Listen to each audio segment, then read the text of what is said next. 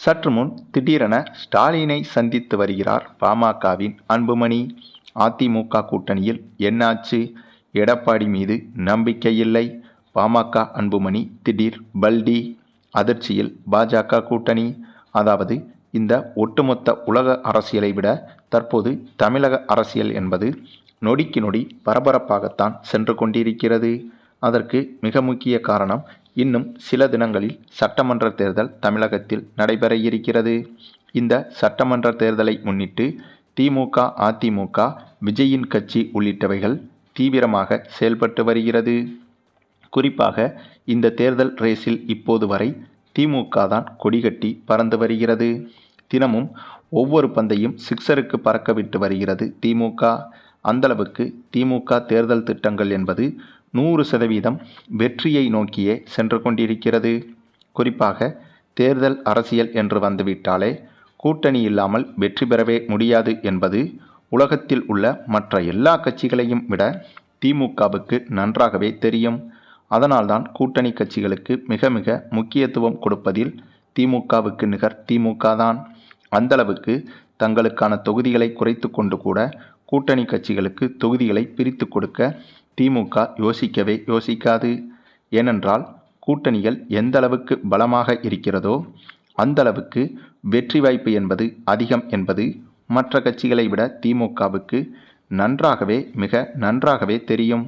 குறிப்பாக ஒவ்வொரு தொகுதிகளிலும் ஒரு வாக்கை கூட இழந்துவிடக்கூடாது என்று திமுக தெளிவாக செயல்படும்.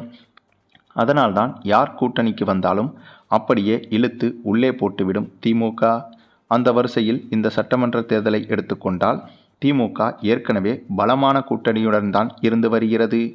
திருமாவளவன் கட்சி, கம்யூனிஸ்ட் கட்சி, காங்கிரஸ் கட்சி என ஏற்கனவே பலமாக இருந்து வரும் திமுக கூட்டணி இந்த கூட்டணி கட்சிகளை வைத்துக்கொண்டே எளிதாக வெற்றி பெற்று விடலாம். ஆனாலும் கூட தவறி கூட ஒருவேளை தேர்தலில் தோற்றுவிடக்கூடாது என்பதற்காக மேலும் கூட்டணி கட்சிகளை சேர்த்து வருகிறது திமுக. அதற்கு இன்னொரு மிக முக்கிய காரணம், திமுக ஏற்கனவே 5 ஆண்டு காலம் ஆட்சி நடத்திவிட்டது. ஆகவே இதில் அதிருப்தி அடைந்த மக்களின் ஓட்டுக்கள் என்பது கண்டிப்பாக சிறிய சதவீதமாவது இருக்கும். எப்பேற்பட்ட சிறப்பான ஆட்சி நடைபெற்றாலும் அந்த ஆட்சி முடியும் போது ஆட்சியில் அதிருப்தி அடைந்த மக்களின் ஓட்டுக்கள் என்பது ஒரு குறிப்பிட்ட சதவீதம் இருக்கும். ஆகவே அந்த சதவீதம் என்பது திமுகவுக்கு எதிராக மாறிவிட்டால் ஆட்சி அமைப்பதில் மிகப்பெரிய சிக்கல் உண்டாகிவிடும். இதனால்தான் திமுகவை பொறுத்தவரையில் எந்த ஒரு சிறு வாய்ப்பையும் தவறவிடாமல் கூட்டணிக்கு வரும் அனைவரையும் அரவணைத்து செல்கிறது திமுக. அந்த வரிசையில் தான் அண்மையில் தேமுதிக கூட்டணிக்கு வந்தபோது திமுக தாராளமாக அதை ஏற்றுக்கொண்டது. அதன் பிறகு ஓபிஎஸ் அவர்களும் குடும்பத்தோடு திமுகவில் இணைய இருப்பதும் குறிப்பிடத்தக்கது. அதனால்தான் ஓபிஎஸ் அவர்களின் மகனும் சேர்ந்து வந்து முதல்வர் ஸ்டாலினை சந்தித்து வாழ்த்துக்களை தெரிவித்தது மட்டுமில்லாமல் வரப்போகிற சட்டமன்ற தேர்தலில் திமுக தான் வெற்றி பெறும் என்று ஓபிஎஸ் திட்டவட்டமாக தெரிவித்துவிட்டார். இதுபோக ஓபிஎஸ் அவர்களுக்கு முதல்வர் ஸ்டாலின் வீட்டில் தடபுடலான விருந்தும் கொடுக்கப்பட்டுள்ளதாக தெரிகிறது. ஆகவே இவை அனைத்தையும் வைத்து பார்க்கும்போது ஒன்று திமுகவில் ஓபிஎஸ் மகன் ரவீந்திரநாத்தும் இணைவதற்கு வாய்ப்புகள் இருக்கிறது. அப்படி இல்லை என்றாலும் கூட, திமுகவில் இணையவில்லை என்றாலும் கூட திமுக கூட்டணியில் ஓபிஎஸ் அவர்களும் ஓபிஎஸ் மகனும் இணைவதற்கான வாய்ப்புகள் அதிகமாகவே இருக்கிறது. ஏனென்றால் இனிமேல் ஓபிஎஸ் அவர்களுக்கு மற்ற கட்சிகளின் கூட்டணி கதவுகள் மூடப்பட்டுவிட்டது. அதிமுக கூட்டணியில் டிடிவி தினகரனும் எடப்பாடியும் எப்போது இணைந்தார்களோ அப்போதே அதிமுக கூட்டணியின் கதவுகள் ஓபிஎஸ்க்கு மூடப்பட்டுவிட்டது. அதாவது ஓபிஎஸ் அவர்களே இனிமேல் அதிமுக கூட்டணிக்கு செல்ல மாட்டார் என்பது அப்போதே உறுதியாகிவிட்டது. அதனைத் தொடர்ந்து அடுத்ததாக விஜயின் கட்சி மட்டும்தான் இருக்கிறது. விஜயின் கட்சிக்கு ஓபிஎஸ் போன்ற அனுபவம் வாய்ந்த நபர் செல்ல மாட்டார் என்பது சாதாரணமாகவே தெரிந்த விஷயம்தான். ஆகவே ஓபிஎஸ்க்கு இப்போது இருக்கும் ஒரே ஒரு வாய்ப்பு திமுக மட்டும்தான். அதை புரிந்து கொண்டுதான் தன்னுடைய மகனோடு சேர்ந்து சென்று ஸ்டாலினை சந்தித்து வாழ்த்துக்களை தெரிவித்து வந்துள்ளார் ஓபிஎஸ். அது மட்டுமில்லாமல் முதல்வரின் வீட்டில் ஓபிஎஸ்க்கு தடபுடலான விருந்தும் கொடுக்கப்பட்டுள்ளது.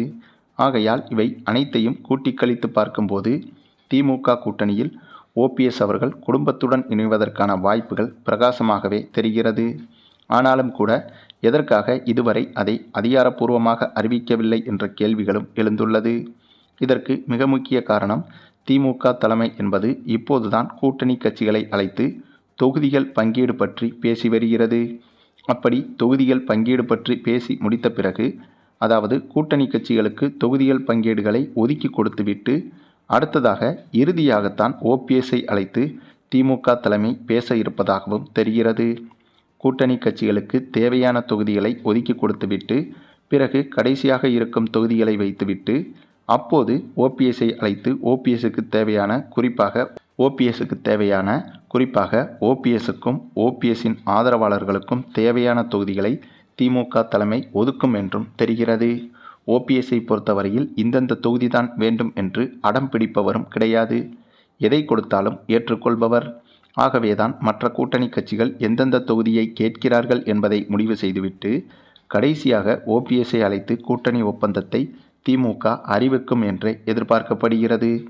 அது மட்டுமில்லாமல் இப்போது பண்ருட்டி ராமச்சந்திரனும் புதிய கட்சி தொடங்கியிருப்பதாக சொல்லப்படுகிறது. அப்படி இருக்கும்போது பண்ருட்டி ராமச்சந்திரனும் கூட திமுகவில் இணைய இருக்கிறார் என்பதும் குறிப்பிடத்தக்கது. ஏனென்றால் ஏற்கனவே அது குறித்து ஸ்டாலினை சந்தித்து பேசியிருக்கிறார் பண்ருட்டி ராமச்சந்திரன். ஆக திமுக கூட்டணி என்பது ஏற்கனவே பலமாக இருந்த போதும் கூட இப்போது தேமுதிக, ஓபிஎஸ், பண்ருட்டி ராமச்சந்திரன் உள்ளிட்டவர்கள் தொடர்ச்சியாக திமுகவில் இணைந்து வருவது என்பது திமுகவின் கூட்டணி பலத்தை மிகப்பெரிய அளவில் அதிகரித்து வருகிறது. அதே சமயம் கூட்டணியை முழுமையாக நம்பினாலும் கூட முதல்வர் ஸ்டாலினின் முக்கியமான அறிவிப்புகளும் திமுகவின் வெற்றி சதவீதத்தை அதிகரித்து வருகிறது.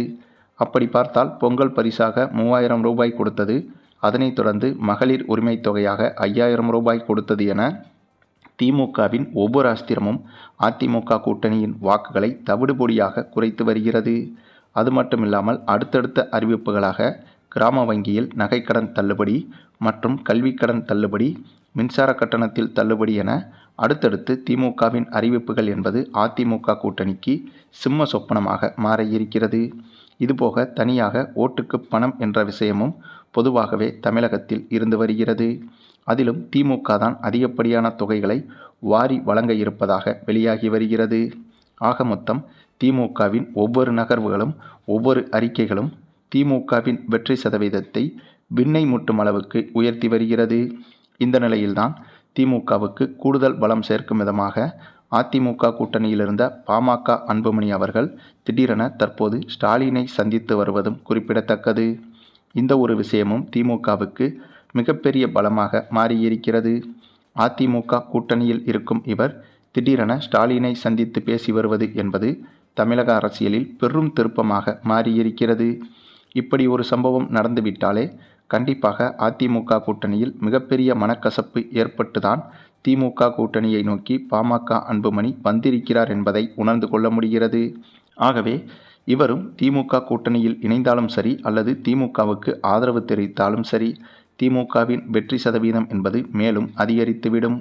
சரி, நீங்கள் சொல்லுங்கள். இப்படியாக மிகப்பெரிய கூட்டணி பலத்தோடும் அதே போல் அடுத்தடுத்த மக்களுக்கு தேவையான சிறப்பான அறிவிப்புகளாலும் திமுக கூட்டணி இந்த தேர்தலில் மிகப்பெரிய அளவில் வெற்றி பெறுமா அல்லது அதிமுக கூட்டணி திமுக கூட்டணிக்கு சவாலாக இருக்குமா என்பதை பற்றி உங்களுடைய கருத்துக்களையும் கமெண்டில் தெரிவிங்க. மேலும் இந்த வீடியோ பிடிச்சிருந்தா லைக் பண்ணுங்கள், மற்ற அனைவருக்கும் ஷேர் பண்ணுங்கள், மறக்காமல் நம்ம சேனலை சப்ஸ்கிரைப் பண்ணுங்கள்.